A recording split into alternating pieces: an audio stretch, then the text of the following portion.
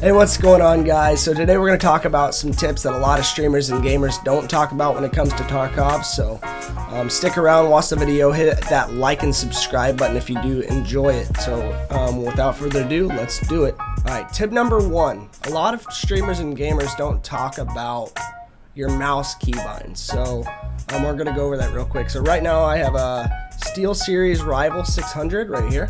It's got these 3 side buttons. It's got the DPI button. Make sure you go into your settings and change your DPI button to a different button so you can actually use that DPI button versus switching your DPI. So for instance, what I like to use is on this far button right here, I like to switch between my scope zooms with the first button right here.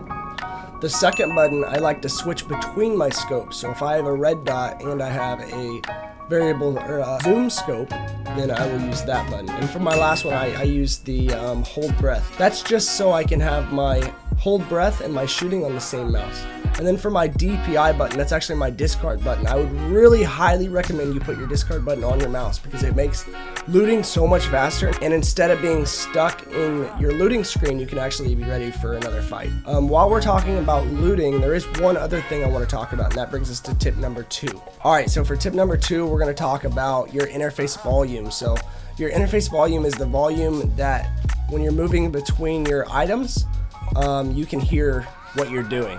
You want to turn that down because if you keep it up whenever you're looting mid-game, and someone could be rolling up on you whenever you're looting. So to do that, you go to your settings cogwheel in the bottom right, you go to your sound settings,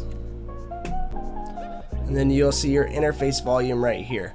I would recommend putting it in between 20 and 40. I have mine on 40. It usually sits at around, I think, 80.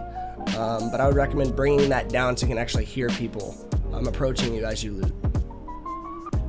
Alright, for tip number 3, this is a tip that I haven't seen anyone cover yet, and a lot of people are having trouble with it. So when you're in your trade menu and you have an item, so let me just back this off.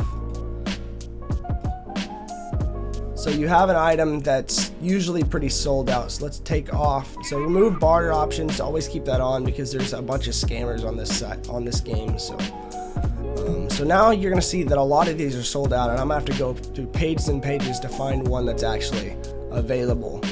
And that's not always fun. So what you can actually do is you can sort this with only the ones that are still available. To do that, you go to your cogwheel and your flea market, and then you're going to see all your currencies, your quantity. Make sure you change that quantity to 1 to infinity. And make sure your remove barter options is on. You click OK. This is going to allow you to find the cheapest option that's still available. So if you don't like this price, you can just keep hitting the refresh button until it gets cheaper. Alright, so for tip number 4, we're going to talk about backpacks. A lot of times backpacks take up a lot of space in your inventory. I don't have a lot of my inventory right now, but if you notice, I only have 1 backpack and a couple of rigs. The reason why I only have 1 backpack is because I actually have all these nested inside of each other. So if I take one out, I'll just show you how it works. So if I have a backpack right here, you can take these backpacks, instead of taking up multiple space, you can just drag them into the other one. And same goes here. You take this backpack, you open this one up, you drag it in. And now you have backpacks inside of backpacks inside of backpacks. And you can hold all these backpacks without taking a whole lot of space up. Alright, so for tip number 5, we're going to talk about turning on your interface in-game. So this allows you to see your guns, see your meds that you have put on your quick bar. You always want to see that in-game. So if you go to your settings cogwheel and then go to game, you'll see the always show interface elements. You want to keep that on. This will allow you to actually see your stuff in the top of the screen, which will make it easier for your situational awareness. That will allow you to select an item a lot faster versus actually going into your bag. Alright, so for tip number 6, we're going to talk about if you have a gun that is worth a lot of money and you're too scared to go into a game with it, just sell it. There's no point in keeping it. The only reason I would say to keep it is if you have a gunsmith quest with mechanic, I would recommend keeping that gun. But if you don't, then there's no point in even keeping the gun. Just sell it. Use that money to buy what you need for your next couple raids. Alright, so as we wrap up with these tips, I just want to say one thing about staying calm in game. If you don't stay calm in game, if you start freaking out whenever you're shooting, you're not going to be able to think with a clear head. So just remember, it's a game. You have a lot of stuff on you, but just relax. You're probably going to come on top if you do the correct things, which using stealth, using your position. A couple of things a lot of people don't think about is position, as in elevation. If you're on top of a hill and there's another person on the bottom of the hill, if they drop prone, you're going to see them the whole time. But if you're on top of the hill and you drop prone, they won't be able to see you, which is a huge advantage when it comes to them hitting your shots and you not.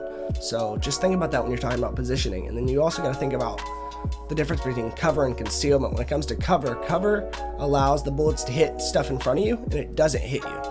Concealment means that you can't be seen at all, which would make it where they can't see you, but they can still shoot through concealment. So just know that cover is better because it's going to protect you from the bullets, but concealment's also nice that you cannot be seen. So, and the last thing is the matchmaking times. I'm going to just drop back to that.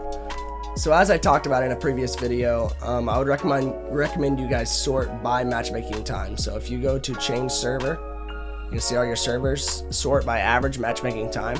You'll see all these matchmaking times. I would recommend sorting by the one with the lowest ping, but also the one that has the least matchmaking time. So I probably, these aren't bad. I mean, 120 and 130 aren't bad, so I'd probably choose those.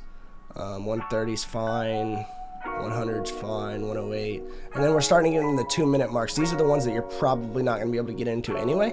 And then you can click apply to actually get into those. You can also use automatic server selection. Just know that if there is something up here that is unplayable, it might put you in it if it's not grayed out. So it's just something to think about. Well, that about wraps it up for the tips and tricks video today. Thanks for you guys sticking around. Hit that like and subscribe button and turn on that notification bell to show your support. Peace.